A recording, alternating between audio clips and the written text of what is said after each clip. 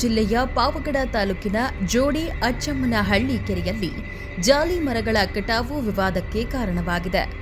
ಸರ್ಕಾರಿ ಕೆರೆಯಲ್ಲಿದ್ದ ನೂರಾರು ಮರಗಳನ್ನು ಬುಡ ಸಮೇತ ಕಡಿದು ಮಾರಾಟ ಮಾಡಲಾಗಿದೆ ಎಂಬ ಆರೋಪ ಕೇಳಿಬಂದಿದ್ದು, ಗ್ರಾಮಸ್ಥರು ಆಕ್ರೋಶ ವ್ಯಕ್ತಪಡಿಸಿದ್ದಾರೆ. ಜೋಡಿ ಅಚ್ಚಮ್ಮನಹಳ್ಳಿ ಕೆರೆಯ ವ್ಯಾಪ್ತಿಯಲ್ಲಿದ್ದ ಜಾಲಿ ಮರಗಳು ಇದೀಗ ಕಾಣೆಯಾಗಿದೆ.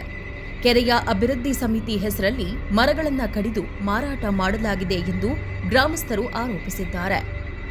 ಮಹಾರಾಷ್ಟ್ರ ಮೂಲದ ವ್ಯಾಪಾರಿಯೊಬ್ಬರು ಜಾಲಿ ಮರಗಳನ್ನು ಖರೀದಿಸಿ ಇದ್ದಿಲು ತಯಾರಿಕೆಗಾಗಿ ಕೊಂಡೊಯ್ದಿದ್ದಾರೆ ಎನ್ನಲಾಗಿದೆ.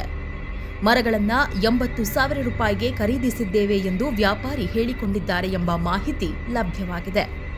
ಸರ್ಕಾರಿ ಸ್ವತ್ತಿನ ಮರಗಳನ್ನು ಮಾರಾಟ ಮಾಡಲು ಯಾರಿಗೆ ಅಧಿಕಾರ ನೀಡಲಾಗಿದೆ ಎಂಬ ಪ್ರಶ್ನೆಯನ್ನ ಗ್ರಾಮಸ್ಥರು ಎತ್ತಿದ್ದಾರೆ. ಈ ಕುರಿತು ಪ್ರಶ್ನಿಸಿದಾಗ ಎಲ್ಲಿ ಬೇಕಾದರೂ ದೂರು ಕೊಡಿ ಎಂದು ಸಮಿತಿ ಅಧ್ಯಕ್ಷರು ದರ್ಪದಿಂದ ಮಾತನಾಡಿದ್ದಾರೆ ಎಂದು ಗ್ರಾಮಸ್ಥರು ಆರೋಪಿಸಿದ್ದಾರೆ. ಜಾಲಿ ಮರಗಳು ಕೇವಲ ಮರಗಳಲ್ಲ, ಕುರಿ, ಮೇಕೆ ಸಾಕಾಣಿಕೆ ಮಾಡುವ ಗ್ರಾಮಸ್ಥರಿಗೆ ಪ್ರಮುಖ ಆಧಾರವಾಗಿದ್ವು. ಮರಗಳ ನಾಶದಿಂದ ಮುಂದಿನ ದಿನಗಳಲ್ಲಿ ಜಾನುವಾರುಗಳಿಗೆ ಮೇವು ಕೊರತೆ ಎದುರಾಗುವ ಆತಂಕ ಕುರಿಗಾಯಿಗಳಲ್ಲಿ ಮೂಡಿದೆ. ಸರ್ಕಾರಿ ಕೆರೆಯಲ್ಲಿನ ಮರಗಳ ಕಟಾವು ಆರೋಪದ ಬಗ್ಗೆ ಸಂಬಂಧಪಟ್ಟ ಅಧಿಕಾರಿಗಳು ಪರಿಶೀಲನೆ ನಡೆಸಿ ತಪ್ಪಿತಸ್ಥರ ವಿರುದ್ಧ ಕ್ರಮ ಕೈಗೊಳ್ಳಬೇಕು ಎಂದು ಗ್ರಾಮಸ್ಥರು ಆಗ್ರಹಿಸಿದ್ದಾರೆ.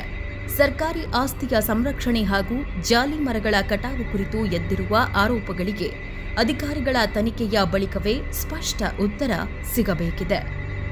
ಅರುಣ್, ಪ್ರಗತಿ ಟಿವಿ, ಪಾವಗಡ.